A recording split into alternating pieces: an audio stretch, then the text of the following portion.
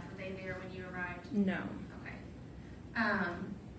Who do you remember seeing initially when you got to the apartment? We saw the male there initially. Okay. Can you describe to the jury what the male's demeanor was like? He was frantic, but not really giving us any really useful information for us. Okay. And what do you mean by that? We really had no idea why we were finding her in the state that she was in. So. Okay. Can you describe to the jury what you mean by that, not finding her in the state she was in? We were expecting to see signs of an allergic reaction. And we didn't see any hives on Miss Benning. We didn't see any swelling. We didn't have any answers to our questions that we were asking. What were you asking? If she was allergic to anything, because it did come in as an allergic reaction, and all he was saying was she ate bad food.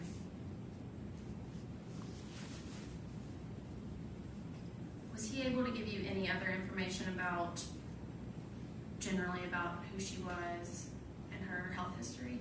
Not that I recall. Okay. And when you got into the apartment, was that scene considered safe? Initially, yes, but we didn't really have our firefighters there yet, and with uncooperative family or bystanders, we deemed it unsafe. Okay.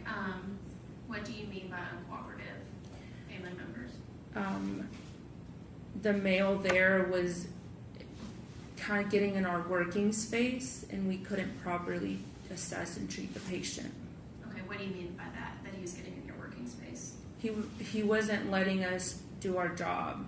He was in our face, just trying, I don't know what he was trying to do, but we were trying to get her on our stretcher and wasn't following the commands that we were asking him.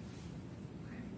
And what commands were you asking him? We usually don't want family in our working space, so we were probably telling him to step aside. And where did you find the patient? We found her in the bedroom to the right of this kitchen. She was on the bed. It looked like a comforter that she was on, and she was face down. Okay. And is that the second photo that you have? Yes. And is that what we're looking at right here? Yes. And can you describe to the jury how she was laying on the bed? She was laying horizontal, so not how you would typically sleep, where the pillows are. She was towards the end of the bed, and she was on her face down. Okay. And at some point, did you roll Miss Benning over? Yes. Okay. And can you describe to the jury what you saw when you rolled Miss Benning over? We rolled her over, and we immediately noticed that she was unresponsive. She didn't respond to us flipping her over on her back, and we noticed that she had some kind of fluid around her mouth. Okay. Was that fluid any particular color? Do you recall? It was like a light pink in color.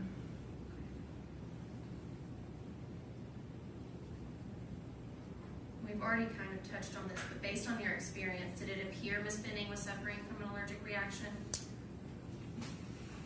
Not fully. That wasn't. We were definitely trying to cross off multiple things that it could be, but it wasn't a typical response that we would see for an allergic reaction. Was Miss Benning limp? Yes. And did Miss Benning have a pulse? At what time? When you got to her? I don't personally remember checking it.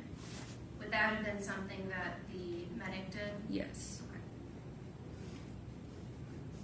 And at any point did the male in the apartment try to touch Miss Benning? Yes. Okay, can you describe to the jury what happened? So our firefighters were pulling their truck into the parking lot. So they were a little bit behind us, but we couldn't physically carry her, my partner and I, and he took it upon himself to do it, and we don't allow help from outside agency, like from our people. And he attempted to do that, so that's what I meant, that he wasn't listening to our commands. And then he eventually placed her on the floor right in front of the island. Mm-hmm.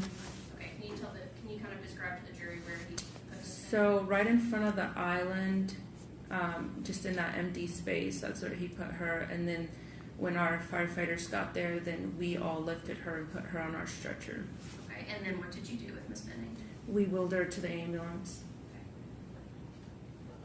Okay. At any point, do you recall someone else showing up? Yes, a young lady. Okay. And what do you recall about that young lady's demeanor? She was hysterical. She was crying, asking us questions, trying to get inside the ambulance, looking in the windows. And was this much different than the male's demeanor? Yes. Okay, how so? She was crying. She kept asking us, is she going to be okay? Is she going to be okay? What's going on? At any point, did you see Mr. Taylor crying? Not that I saw. At any point, did Mr. Taylor ask you if she was going to be okay? Not that I can remember.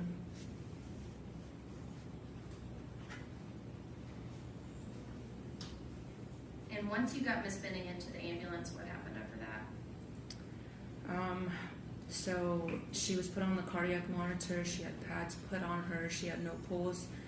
We were doing compressions. We were doing a procedure where we stick an airway and breathe for her, starting IVs, giving epi, lots of things simultaneously happening.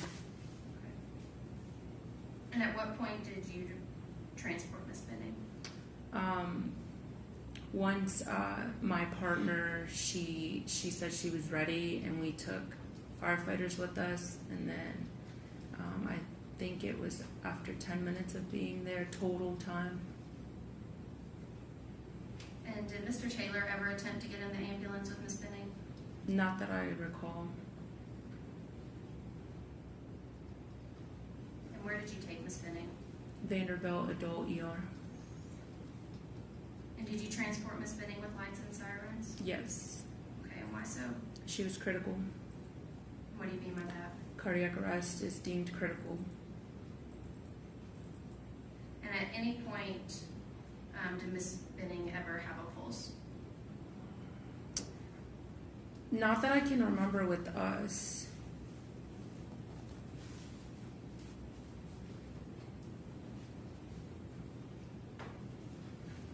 And once you got to Vanderbilt with Miss Benning, is that when you released care, and that's when Vanderbilt took over? Yes.